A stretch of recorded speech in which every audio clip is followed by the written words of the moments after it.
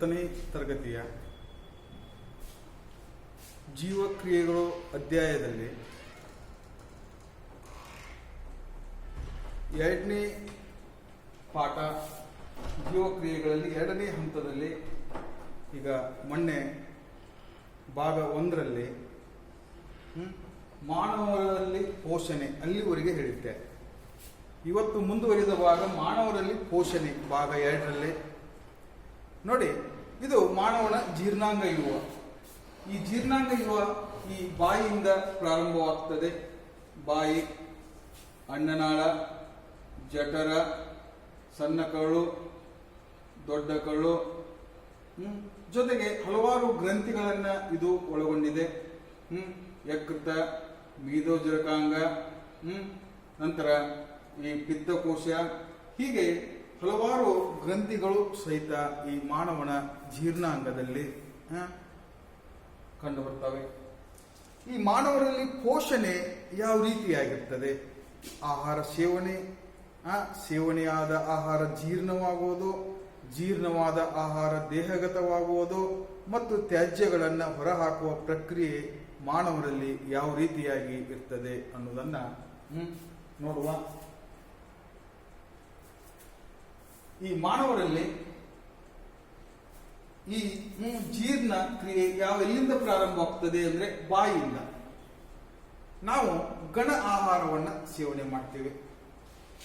ಆ ಘನ ಆಹಾರವನ್ನ ಈ ಬಾಯಲ್ಲಿರುವ ಹಲ್ಲುಗಳ ಸಹಾಯದಿಂದ ಸಣ್ಣ ಕಣಗಳನ್ನಾಗಿ ಪರಿವರ್ತನೆ ಮಾಡ್ತೀವಿ. ಆ ಸಣ್ಣ ಕಣಗಳನ್ನ ಪರಿವರ್ತನೆ ಮಾಡಿದಾಗ ಈ ಬಾಯಲ್ಲಿ ಲಾಲಾರಸ ಇರ್ತದೆ. ಲಾಲಾರಸ, ಅಮೈಲೇಜ್ ಕಿಣ್ವ. ಆ ಅಮೈಲೇಜ್ ಕಿಣ್ವ ಆ ಸಣ್ಣ ಕಣಗಳೊಂದಿಗೆ ಸೇರಿಸಿ, ಅಂದ್ರೆ ನಾವು ಸೇವಿಸಿದ ಆಹಾರದಲ್ಲಿರುವ ಪಿಷ್ಟವನ್ನ ಏನ್ ಮಾಡ್ತದೆ? ಅದು ಈ ಸಕ್ಕರೆಯಾಗಿ ಪರಿವರ್ತಿಸ್ತದೆ. ಇಲ್ಲಿ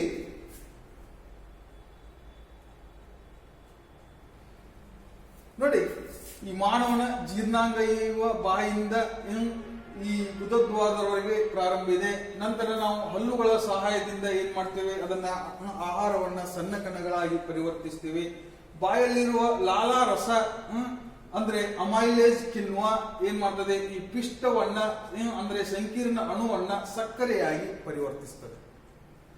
ಜೊತೆಗೆ ಆ ಆಹಾರ ನಿಧಾನವಾಗಿ ಏನಾಗ್ತದೆ? ಈ ಪರಿಕ್ರಮಣ ಸಂಕೋಚನೆಯ ಮೂಲಕ ಜಠರವನ್ನ ಪ್ರವೇಶಿಸ್ತದೆ.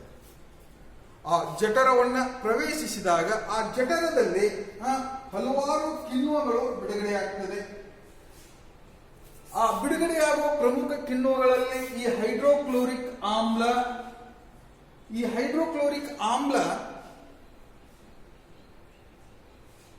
ನಮ್ಮ ಆಹಾರ ಮತ್ತು ನೀರಿನಲ್ಲಿರುವ ಈ ಸೂಕ್ಷ್ಮ ಜೀವಿಗಳನ್ನ ನಾಶ ಮಾಡ್ತದೆ. ಜೊತೆಗೆ ಏನಾಗ್ತದೆ? ಈ ಪ್ರೋಟೀನ್ ಅನ್ನ ಜೀರ್ಣಿಸುವ ಪೆಪ್ಸಿನ್ ಏನಾಗ್ತದೆ? ಮತ್ತು ಲೋಳೆ ಅಲ್ಲಿ ಉತ್ಪತ್ತಿ ಆಗ್ತದೆ. ಈ ಹೈಡ್ರೋಕ್ಲೋರಿಕ್ ಆಮ್ಲ ಈ ಪೆಪ್ಸಿನ್ ಕಿಣ್ವದ ಕ್ರಿಯೆಯನ್ನ ಉತ್ತೇಜಿಸಿ ಏನಾಗ್ತದೆ? ಈ ಒಂದು ಆಮ್ಲೀಯ ಮಾಧ್ಯಮವನ್ನ ಉಂಟು ಮಾಡ್ತದೆ. ಅಲ್ಲಿ ಆಮ್ಲೀಯ ಮಾಧ್ಯಮ ಉಂಟಾಗ್ತದೆ. ಆ ಆಮ್ಲೀಯ ಮಾಧ್ಯಮ ಉಂಟಾದ ನಂತರ ಆಹಾರ ಏನಾಗ್ತದೆ? ಆಹಾರ ಜಠರದಿಂದ ಸಣ್ಣ ಕಳಿಗೆ ಪ್ರವೇಶಿಸ್ತದೆ. ಅಂದ್ರೆ ಸಣ್ಣ ಕಳು ಅತ್ಯಂತ ಉದ್ದವಾದ ಅಂಗ. ಇದು ಉದ್ದವಾದ ಭಾಗ. ನಮ್ಮ ದೇಹದಲ್ಲಿ ಇದು ಸುರುಳಿ ಸುತ್ತಿಕೊಂಡಿರ್ತದೆ. ಈ ಕಡಿಮೆ ಸ್ಥಳದಲ್ಲೇ ಏನಾಗಿರ್ತದೆ? ಇದು ಉದ್ದವಾದ ಭಾಗ ಕಂಡು ಬರ್ತದೆ. ನಂತರ ಈ ಸಣ್ಣ ಕಳು ಏನಿದೆಯಲ್ಲ, ಕಾರ್ಬೋಹೈಡ್ರೇಟ್, ಪ್ರೋಟೀನ್ ಮತ್ತು ಕೊಬ್ಬುಗಳು ಅಲ್ಲಿ ಏನಾಗ್ತದೆ? ಸಂಪೂರ್ಣವಾಗಿ ಜೀರ್ಣ ಆಗ್ತವೆ. ಸಣ್ಣ ಕಳಲ್ಲೇ ಅಂತಿಮ ಈ ಜೀರ್ಣಕ್ರಿಯೆ ಈ ಸಣ್ಣ ಕಳಿನ ಭಾಗದಲ್ಲಿ ಉಂಟಾಗ್ತದೆ. ನಂತರ ಈ ಸಣ್ಣ ಕಳಿಗೆ ಕೆಲವು ಗ್ರಂಥಿಗಳು, ಈ ಸಣ್ಣ ಕಳಿಗೆ ಮೇದೋಜರಿಕ ಗ್ರಂಥಿ, ಯಕೃತು ಕೆಲವು ವಸ್ತುಗಳನ್ನ ಸ್ರವಿಕೆ ಮಾಡ್ತದೆ. ಆ ಮೇದೋಜರಿಕ ಗ್ರಂಥಿಯಿಂದ ಮತ್ತು ಯಕೃತುಗಳಿಂದ ಉಂಟಾಗುವ ಸ್ರವಿಕೆ ಏನಾಗ್ತದೆ? ಆಹಾರ ಮತ್ತಷ್ಟು ಜೀರ್ಣವಾಗುವಂತೆ ಮಾಡ್ತದೆ. ಮೊದಲು ಈ ಜಠರದಿಂದ ಬರುವ ಆಹಾರ ಏನಾಗಿರ್ತದೆ, ಆಮ್ಲೀಯವಾಗಿರ್ತದೆ. ಈ ಮೇದೋಜೀರಕ ಕಿಣ್ವ ಏನಾಗ್ತದೆ, ಈ ಕಿಣ್ವಗಳ ಸಹಾಯದಿಂದ ಈ ಆಮ್ಲೀಯ ಮಾಧ್ಯಮ ಏನಾಗ್ತದೆ, ಕ್ಷಾರೀಯವಾಗಿ ಪರಿವರ್ತನೆ ಆಗ್ತದೆ. ಆಮ್ಲೀಯ ಮಾಧ್ಯಮ ಕ್ಷಾರೀಯವಾಗಿ ಪರಿವರ್ತನೆ ಆಗ್ತದೆ. ಜೊತೆಗೆ ಈ ಯಕೃತ್ತಿನಿಂದ ಸ್ರವಿಕೆಯಾಗುವ ಪಿತ್ತರಸ, ಆ ಪಿತ್ತರಸದ ಪ್ರಮುಖವಾದ ಕಾರ್ಯ ಏನಂದ್ರೆ ಕೊಬ್ಬನ್ನ ವಿಭಜಿಸಲು ಸಹಾಯ ಮಾಡ್ತದೆ. ಕೊಬ್ಬು ವಿಭಜನೆ ಆಗ್ತದೆ, ಆ ಕೊಬ್ಬು ವಿಭಜಿಸಲು ಸಹಾಯಕವಾಗ್ತದೆ. ಜೊತೆಗೆ ಈ ಮೇದೋಜೀರಕ ರಸ ಏನ ಸ್ರವಿಕೆ ಆಗ್ತದೆ, ಅದು ಪ್ರೋಟೀನ್ ಅನ್ನ ಜೀರ್ಣಿಸಲು ಸಹಾಯಕವಾಗುವ ಟ್ರಿಪ್ಸಿನ್ ಮತ್ತು ಲೈಪೇಜ್ ಕಿಣ್ವಗಳನ್ನ ಹೊಂದಿದೆ. ಮೇದೋಜೀರಕ ರಸ ಅದರಲ್ಲಿರುವ ಈ ಟ್ರಿಪ್ಸಿನ್ ಮತ್ತು ಈ ಲೈಪೇಜ್ ಕಿಣ್ವಗಳು ಈ ಪ್ರೋಟೀನ್ ಅನ್ನ ಜೀರ್ಣ ಮಾಡಲು ಸಹಾಯ ಮಾಡ್ತದೆ. ಈ ಲೈಪೇಜ್ ಕೊಬ್ಬನ್ನು ವಿಭಜಿಸಲು ಸಹಿತ, ಅಂತಿಮವಾಗಿ ಕೊಬ್ಬನ್ನ ವಿಭಜಿಸಲು ಸಹಿತ ಸಹಾಯ ಮಾಡ್ತದೆ. ಈ ರೀತಿಯಾಗಿ ಈ ಸಣ್ಣ ಕರಳಿನಲ್ಲಿ ಆಹಾರ ಅಂತಿಮ ಸಣ್ಣ ಕಣಗಳಾಗಿ ಪರಿವರ್ತನೆ ಆಗ್ತದೆ. ಆ ಅಂತಿಮ ಸಣ್ಣ ಕಣಗಳು ಯಾವುವು ಅನ್ನೋದನ್ನ ನೋಡುವ. ಇಲ್ಲಿ ನೋಡಿ, ಅಂತಿಮ ಸಣ್ಣ ಕಣಗಳು ಏನಾಗಿ ಪರಿವರ್ತನೆ ಆಗ್ತದೆ, ಈ ಕಾರ್ಬೋಹೈಡ್ರೇಟ್ ಗ್ಲೂಕೋಸ್ ಆಗಿ ಪರಿವರ್ತನೆ. ಕೊಬ್ಬು ಕೊಬ್ಬಿನ ಆಮ್ಲ ಮತ್ತು ಗ್ಲಿಸರಾಲ್ ಆಗಿ ಪರಿವರ್ತನೆ ಆಗ್ತದೆ. ಕೊಬ್ಬು ಕೊಬ್ಬಿನ ಆಮ್ಲ ಮತ್ತು ಗ್ಲಿಸರಾಲ್ ಆಗಿ ಪರಿವರ್ತನೆ ಆಗ್ತದೆ. ಪ್ರೋಟೀನು ಅಂತಿಮವಾಗಿ ಅಮೈನೋ ಆಮ್ಲಗಳಾಗಿ ಪರಿವರ್ತನೆ ಆಗ್ತದೆ. ಅಂದ್ರೆ ಕಾರ್ಬೋಹೈಡ್ರೇಟ್ ಅಂತಿಮವಾಗಿ ಗ್ಲೂಕೋಸ್ ಆಗಿ ಪರಿವರ್ತನೆ ಆಗ್ತದೆ, ಪ್ರೋಟೀನ್ ಅಮೈನೋ ಆಮ್ಲಗಳಾಗಿ ಪರಿವರ್ತನೆ ಆಗ್ತದೆ, ಜೊತೆಗೆ ಕೊಬ್ಬು ಕೊಬ್ಬಿನ ಆಮ್ಲ ಮತ್ತು ಗ್ಲಿಸರಾಲ್ ಆಗಿ ಪರಿವರ್ತನೆ ಆಗ್ತದೆ. ಆಹಾರ ಅಂತಿಮ ರೂಪಕ್ಕೆ ಬರ್ತದೆ, ಗಂಜಿಯಂತೆ ಪರಿವರ್ತನೆಯಾಗಿರ್ತದೆ. ಆ ಆಹಾರ ಸಣ್ಣ ಕರಳಿನಲ್ಲಿ ಈ ಬೇಳಿನಂತಹ ರಚನೆಗಳಿರ್ತವೆ. ಒಳ ಮೇಲ್ಮೈಯಲ್ಲಿ ಈ ಬೇಳಿನಂತಹ ರಚನೆಗಳು ಕಂಡು ಬರ್ತವೆ. ಅವುಗಳಿಗೆ ವಿಲ್ಲೈಗಳು ಅಂತ ಕರಿತೀವಿ. ಇವು ಅಸಂಖ್ಯಾತ ಪ್ರಮಾಣದ ರಚನೆಗಳು. ಈ ವಿಲ್ಲೈಗಳು ಏನ್ ಮಾಡ್ತವೆ, ಈ ಗ್ಲೂಕೋಸ್, ಅಮೈನೋ ಆಮ್ಲ, ಕೊಬ್ಬಿನ ಆಮ್ಲ ಮತ್ತು ಗ್ಲಿಸರಾಲ್ ಅನ್ನ ಹೀರಿಕೊಳ್ತವೆ. ಅಂದ್ರೆ ಆಹಾರ ಅಂತಿಮ ಜೀರ್ಣವಾಗಿ ಅಂತಿಮ ರೂಪಕ್ಕೆ ಬಂದಿರ್ತದೆ. ಆ ಅಂತಿಮ ರೂಪದಲ್ಲಿರುವ ಗ್ಲೂಕೋಸ್, ಅಮೈನೋ ಆಮ್ಲ, ಕೊಬ್ಬಿನ ಆಮ್ಲ ಮತ್ತು ಗ್ಲಿಸರಾಲ್ ಇವುಗಳನ್ನ ಹೀರಿಕೊಂಡು ರಕ್ತಕ್ಕೆ ಸೇರಿಸ್ತವೆ. ಹೀರಿಗೆ ಆದ ನಂತರ ಅದರಲ್ಲಿರುವ ಎಲ್ಲಾ ಪೋಷಕಾಂಶಗಳು ಏನಾಗ್ತದೆ, ವಿಲ್ಲೈಗಳಿಂದ ಹೀರಲ್ಪಡ್ತದೆ. ಆಮೇಲೆ ತ್ಯಾಜ್ಯ ಮುಂದಕ್ಕೆ ಸಾಗ್ತದೆ. ಆ ತ್ಯಾಜ್ಯ ಮುಂದಕ್ಕೆ ಸಾಗೋದ್ರಿಂದ ಆ ತ್ಯಾಜ್ಯ ದೊಡ್ಡ ಕಳಿಗೆ ಹೋಗ್ತದೆ. ಆ ದೊಡ್ಡ ಕಳುವಿನ ಪ್ರಮುಖವಾದ ಕೆಲಸ ಏನು ಅಂದ್ರೆ ಅಲ್ಲಿರುವ ಹೆಚ್ಚಿನ ನೀರನ್ನ ಹೀರಿಕೊಳ್ಳುವುದು. ಆ ಹೆಚ್ಚಿನ ನೀರನ್ನ ಏನಾಗ್ತದೆ, ಈ ದೊಡ್ಡ ಕಳು ಹೀರಿಕೊಳ್ತದೆ. ಆ ದೊಡ್ಡ ಕಳು ಹೆಚ್ಚಿನ ನೀರನ್ನ ಹೀರಿಕೊಳ್ತದೆ. ಆ ದೊಡ್ಡ ಕಳಲ್ಲಿ ಉಳಿದ ತ್ಯಾಜ್ಯ ಪದಾರ್ಥ ಗುದದ್ವಾರದ ಮೂಲಕ ದೇಹದಿಂದ ಹೊರಹೋಗುತ್ತದೆ. ಈ ರೀತಿ ಈ ತ್ಯಾಜ್ಯ ಪದಾರ್ಥ ಹೊರಹಾಕುವಿಕೆ ಗುದ ಸಂಕೋಚನ ಸ್ನಾಯುಗಳಿಂದ ಏನಾಗ್ತದೆ, ಅದು ನಿಯಂತ್ರಿಸಲ್ಪಡ್ತದೆ. ಈ ರೀತಿಯಾಗಿ ನಮ್ಮ ದೇಹದಲ್ಲಿ ಈ ಒಂದು ಜೀರ್ಣಕ್ರಿಯೆ ಅಂದ್ರೆ ಪೋಷಣೆ, ಹೀರಿಕೆ ಈ ರೀತಿಯಾಗಿ ಉಂಟಾಗ್ತದೆ. ಈಗ ನೆಕ್ಸ್ಟ್ ಪಾಯಿಂಟ್ ಮಕ್ಕಳೇ, ಇನ್ನೊಂದು ವಿಷಯದ ಬಗ್ಗೆ ನಾವು ಡಿಸ್ಕಷನ್ ಮಾಡುವ. ಉಸಿರಾಟ ಬಹಳ ಮುಖ್ಯವಾದದ್ದು. ನೀವು ನೋಡಿರ್ಬೇಕು, ನೀವು ಓಡ್ತಾ ಹೋದ್ರೆ ಉಸಿರಾಟ ಏನಾಗಿರ್ತದೆ, ಹೆಚ್ಚಾಗ್ತದೆ. ಮಲಗಿದಾಗ ಉಸಿರಾಟ ನಿಧಾನವಾಗಿರ್ತದೆ. ಯಾಕೆ ಹೇಳ್ರಿ, ನಮ್ಮ ಓಡುವಾಗ ಹೆಚ್ಚು ಶಕ್ತಿ ಬೇಕು. ಆ ಶಕ್ತಿಯನ್ನ ಉತ್ಪತ್ತಿ ಮಾಡಲು ನಮ್ಮ ಉಸಿರಾಟ ಕ್ರಿಯೆ ವೇಗವಾಗ್ತದೆ. ಅದೇ ರೀತಿ ಮಲಗಿದಾಗ ನಮಗೆ ಶಕ್ತಿ ಕಡಿಮೆ ಬೇಕು, ಅವಾಗ ಉಸಿರಾಟ ಕ್ರಿಯೆ ಕಡಿಮೆ ಆಗ್ತದೆ.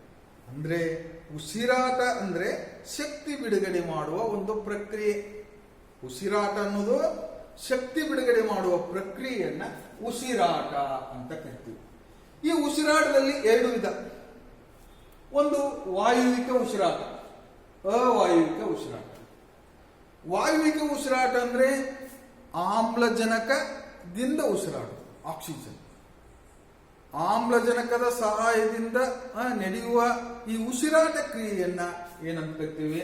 ವಾಯುವಿಕ ಉಸಿರಾಟ. ಆಮ್ಲಜನಕ ಇಲ್ಲದೆ ನಡೆಯುವ ಈ ಉಸಿರಾಟ ಕ್ರಿಯೆಯನ್ನ ಅವಾಯುವಿಕ ಉಸಿರಾಟ ಅಂತ ಕರಿತೀವಿ. ವಾಯುವಿಕ ಉಸಿರಾಟ, ಅವಾಯುವಿಕ ಉಸಿರಾಟ ಅಂತ ನಾವು ಇವುಗಳನ್ನ ವಿಂಗಡಣೆ ಮಾಡ್ತೀವಿ. ಅಂದ್ರೆ ಗಾಳಿಯ ಸಹಾಯದಿಂದ, ಗಾಳಿಯ ಸಹಾಯವಿಲ್ಲದೆ ನಡೆಯುವ ಒಂದು ಪ್ರಕ್ರಿಯೆ. ಅಂದ್ರೆ ಉಸಿರಾಟ ಅಂದ್ರೆ ಗೊತ್ತಾಯ್ತು, ಶಕ್ತಿ ಬಿಡುಗಡೆ ಮಾಡುವ ಪ್ರಕ್ರಿಯೆ. ಅದರಲ್ಲಿ ಎರಡು ವಿಧ: ವಾಯುವಿಕ ಉಸಿರಾಟ, ಅವಾಯುವಿಕ ಉಸಿರಾಟ. ನಂತರ ಇದು ಈ ವಾಯುವಿಕ ಉಸಿರಾಟದ ಅವಾಯುವಿಕ ಉಸಿರಾಟದಲ್ಲೇ ಇಲ್ಲಿ ಏನಾಗ್ತದೆ ಅಂದ್ರೆ ನಮ್ಮ ಜೀವಕೋಶದಲ್ಲಿ ಶಕ್ತಿ ಬಿಡುಗಡೆಯಾಗ್ತದೆ. ಆ ಬಿಡುಗಡೆಯಾದ ಶಕ್ತಿ ATP ಅಣುಗಳ ರೂಪದಲ್ಲಿ ಸಂಗ್ರಹಗೊಳ್ಳುತ್ತದೆ. ಅಡಿನೋಜಿನ್ ಟ್ರೈಫಾಸ್ಫೇಟ್ ಅಣುಗಳ ರೂಪದಲ್ಲಿ ಅದು ಸಂಗ್ರಹಗೊಳ್ಳುತ್ತದೆ.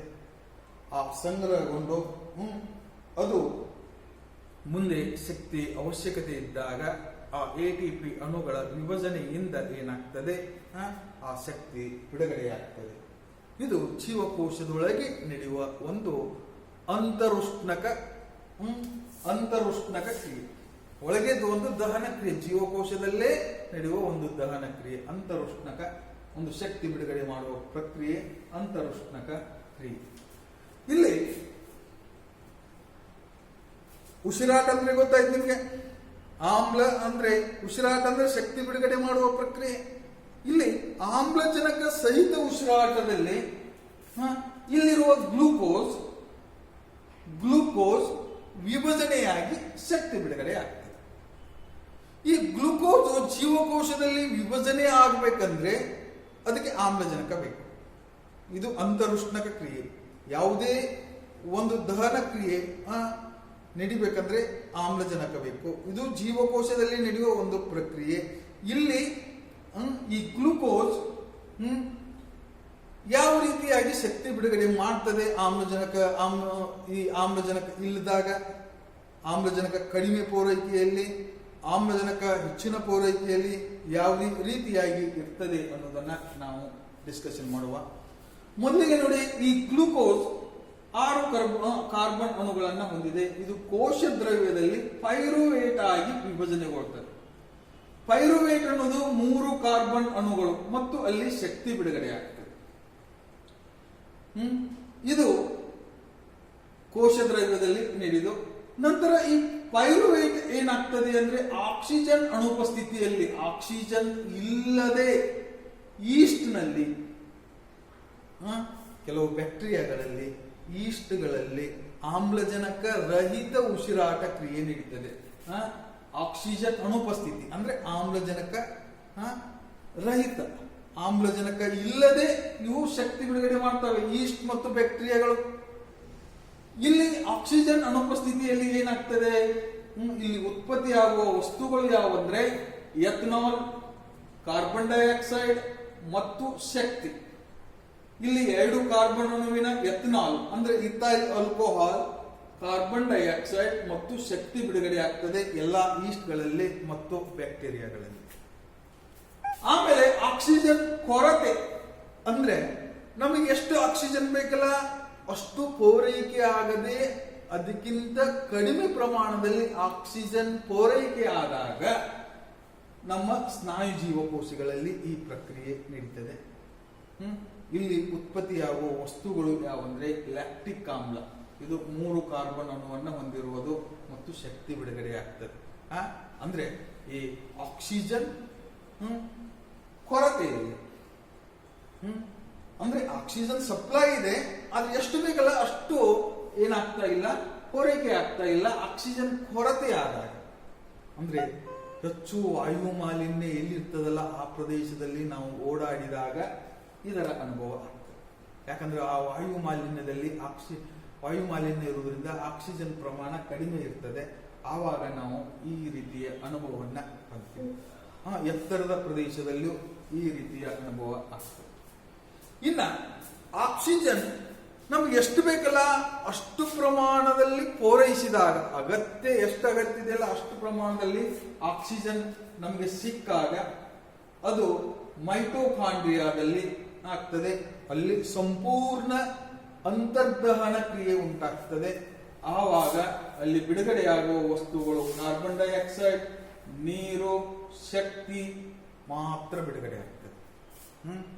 ಅಂದ್ರೆ ಅಲ್ಲಿ ಪೂರ್ಣ ದಹನ ಕ್ರಿಯೆ ಆಗ್ತದೆ. ಹೀಗಾಗಿ ಅಲ್ಲಿ ಬೇರೆ ವಸ್ತುಗಳು ಯಾವುದೂ ಬಿಡುಗಡೆಯಾಗಲ್ಲ. ಕಾರ್ಬನ್ ಡೈಆಕ್ಸೈಡ್, ನೀರು ಮತ್ತು ಶಕ್ತಿ. ಬಿಡುಗಡೆಯಾದ ಕಾರ್ಬನ್ ಡೈಆಕ್ಸೈಡ್ ನಿಶ್ವಾಸದ ಮೂಲಕ ಹೊರ ಹಾಕ್ತಿವಿ, ಅದರ ಜೊತೆ ನೀರಾವಿನೂ ಇರ್ತದೆ. ನಂತರ ದೇಹದಲ್ಲಿ ಅಪಾರ ಪ್ರಮಾಣದ ಶಕ್ತಿನೂ ಬಿಡುಗಡೆ ಆಗ್ತದೆ.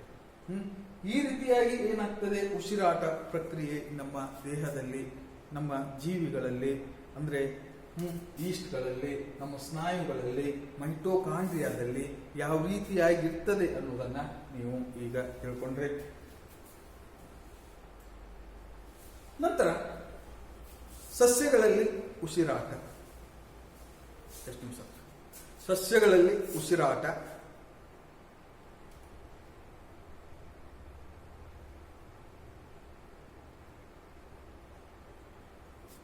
ನಿಮಿಷ. ಈಗ ಈ ಸಸ್ಯಗಳಲ್ಲಿ ಉಸಿರಾಟ ಯಾವ ರೀತಿಯಾಗಿರ್ತದೆ ಅನ್ನೋದನ್ನ ನೋಡಿ. ನೀವು ಸಸ್ಯಗಳಲ್ಲಿ ದ್ಯುತಿ ಸಂಶ್ಲೇಷಣ ಕ್ರಿಯೆ ಕಲ್ತಿದ್ದೀರಾ. ಸಸ್ಯಗಳು ಏನ್ ಮಾಡ್ತವೆ, ಕಾರ್ಬನ್ ಡೈಆಕ್ಸೈಡ್, ನೀರು, ಲವಣಯುಕ್ತ ನೀರು, ಸೂರ್ಯನ ಬೆಳಕು ಬಳಸಿಕೊಂಡು ಏನ್ ಮಾಡ್ತವೆ, ಕಾರ್ಬನ್ ಡೈಆಕ್ಸೈಡ್ ಬಳಸಿಕೊಂಡು ದ್ಯುತಿ ಸಂಶ್ಲೇಷಣೆ ನಡೆಸ್ತವೆ. ನಮ್ಮ ಹಾಗೆ ಸಸ್ಯಗಳು ಸಹಿತ ಉಸಿರಾಟ ಕ್ರಿಯೆಯನ್ನು ನಡೆಸ್ತವೆ. ನಮ್ಮ ಹಾಗೆ ಸಸ್ಯಗಳು ಸಹಿತ ಉಸಿರಾಟ ಕ್ರಿಯೆಯನ್ನು ನಡೆಸ್ತವೆ. ನಿಮಗೆ ಉಸಿರಾಟ ಕ್ರಿಯೆ ಅಂದ್ರೇನು? ಆಮ್ಲಜನಕವನ್ನು ತೆಗೆದುಕೊಳ್ಳುವುದು, ಕಾರ್ಬನ್ ಡೈಆಕ್ಸೈಡ್ ಅನ್ನ ಹೊರಹಾಕುವುದು. ಆದ್ರೆ ಸಸ್ಯಗಳು ಏನಾಗ್ತದೆ, ಈ ರಾತ್ರಿ ಅವಧಿಯಲ್ಲಿ ದ್ಯುತಿ ಸಂಶ್ಲೇಷಣ ಕ್ರಿಯೆ ನಡೆಯಲ್ಲ, ಯಾಕಂದ್ರೆ ಬೆಳಕು ಇರಲ್ಲ. ಆವಾಗ ಏನಾಗ್ತದೆ, ಆ ಸಸ್ಯಗಳು ಈ ಆಮ್ಲಜನಕವನ್ನು ತೆಗೆದುಕೊಂಡು ಕಾರ್ಬನ್ ಡೈಆಕ್ಸೈಡ್ ಅನ್ನ ಹೊರಹಾಕ್ತವೆ. ಇಲ್ಲಿ ಬೆಳಗಿನ ಉಸಿರಾಟ ಕ್ರಿಯೆ ಸಮಯದಲ್ಲಿ ಉತ್ಪತ್ತಿಯಾದ ಕಾರ್ಬನ್ ಡೈಆಕ್ಸೈಡ್ ದ್ಯುತಿ ಸಂಶ್ಲೇಷಣೆಗೆ ಬಳಕೆ ಆಗ್ತದೆ. ಬಳಕೆಯಾಗಿ ಆಕ್ಸಿಜನ್ ಬಿಡುಗಡೆ ಆಗ್ತದೆ. ಆದ್ರೆ ನೀವು ಒಂದು ಅಂಶವನ್ನ ಕೇಳಿರ್ಬೇಕು, ರಾತ್ರಿ ಹೊತ್ತು ಗಿಡದ ಕೆಳಗೆ ಮಲಗಬಾರದು.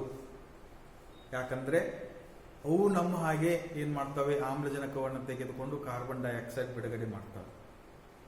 ಆದ್ರೆ ಅದೇ ಡೇ ಟೈಮಲ್ಲಿ ಏನಾಗ್ತದೆ, ಅವು ಬಿಡುವ ಕಾರ್ಬನ್ ಡೈಆಕ್ಸೈಡ್ ಅನ್ನ ದ್ಯುತಿ ಸಂಶ್ಲೇಷಣ ಕ್ರಿಯೆಗೆ ಬಳಕೆ ಮಾಡ್ತವೆ. ಹೆಚ್ಚಿನ ಪ್ರಮಾಣದಲ್ಲಿ ಬೇಕಾದಾಗ ವಾತಾವರಣದಿಂದ ಕಾರ್ಬನ್ ಡೈಆಕ್ಸೈಡ್ ಅನ್ನ ತೆಗೆದುಕೊಳ್ತವೆ. ಈ ರೀತಿ ಸಸ್ಯಗಳಲ್ಲೂ ಸಹಿತ ಉಸಿರಾಟ ಕ್ರಿಯೆ ಕಂಡುಬರುತ್ತದೆ. ಸಸ್ಯಗಳು ಅಲ್ಲಿ ನಮ್ಮ ಹಾಗೆ ಇವು ಉಸಿರಾಟ ಕ್ರಿಯೆ ಈ ಸಸ್ಯಗಳಲ್ಲಿ ಕಂಡು ಬರ್ತದೆ. ನೋಡಿ, ಜಲಚರಗಳಲ್ಲಿ ಉಸಿರಾಟ. ನೋಡಿ, ವಾತಾವರಣದಲ್ಲಿ ಸಾಕಷ್ಟು ಪ್ರಮಾಣದಲ್ಲಿ ಗಾಳಿ ಇದೆ. ಆದ್ರೆ ಅಂದ್ರೆ ಗಾಳಿ ಅಂದ್ರೆ ಆಮ್ಲಜನಕ. ನೀರಿನಲ್ಲಿ ಆಮ್ಲಜನಕದ ಪ್ರಮಾಣ ತುಂಬಾ ಕಡಿಮೆ. ಇಲ್ಲಿ ಕರಗಿರುವ ಆಕ್ಸಿಜನ್ ಇರ್ತದೆ, ಕಡಿಮೆ ಪ್ರಮಾಣದಲ್ಲಿ ಇರ್ತದೆ. ಜಲಚರ ಜೀವಿಗಳು ಇಲ್ಲಿ ಉಸಿರಾಟದ ವೇಗ ಏನಾಗಿರ್ತದೆ, ಹೆಚ್ಚಾಗಿರ್ತದೆ. ನೆಲಚರ ಜೀವಿಗಳಿಗಿಂತ ಜಲಚರ ಜೀವಿಗಳ ಉಸಿರಾಟದ ವೇಗ ಹೆಚ್ಚಾಗ್ತದೆ. ಯಾಕಂದ್ರೆ ಈ ನೀರಿನಲ್ಲಿ ಕರಗಿದ ಆಮ್ಲಜನಕದ ಪ್ರಮಾಣ ಕಡಿಮೆ ಇರುವುದರಿಂದ ಅವುಗಳ ಉಸಿರಾಟದ ಪ್ರಕ್ರಿಯೆ ಹೆಚ್ಚಾಗಿರ್ತದೆ. ಈ ಮೀನುಗಳು ತಮ್ಮ ಬಾಯಿಯ ಮೂಲಕ ನೀರನ್ನ ಒಳ ತೆಗೆದುಕೊಳ್ತವೆ, ಕೀರುಗಳ ಕಡೆಗೆ ಬಲವಾಗಿ ತಳ್ಳುತ್ತವೆ. ನೀರಿನಲ್ಲಿ ಕರಗಿರುವ ಆಕ್ಸಿಜನ್ ರಕ್ತದ ಮೂಲಕ ಮೀನಿಗೆ ಪೂರೈಸಲ್ಪಡ್ತದೆ. ಬಾಯಿಯ ಮೂಲಕ ನೀರನ್ನ ತೆಗೆದುಕೊಂಡು ಕಿವಿರು ಕಡೆಗೆ ಏನ್ ಮಾಡ್ತವೆ, ಅದನ್ನ ತಳ್ತವೆ. ಆ ಕಿವಿರುಗಳು ಆ ನೀರಿನಲ್ಲಿರುವ ಆಮ್ಲಜನಕವನ್ನ ಪಡೆದು ಅದನ್ನ ರಕ್ತದ ಮೂಲಕ ಏನಾಗ್ತದೆ ದೇಹಕ್ಕೆ ಪೂರೈಕೆ ಮಾಡ್ತವೆ. ಈ ರೀತಿಯಾಗಿ ಏನಾಗ್ತದೆ ಜಲಚರ ಜೀವಿಗಳಲ್ಲಿ ಉಸಿರಾಟದ ಪ್ರಕ್ರಿಯೆ ಕಂಡು ಬರ್ತದೆ.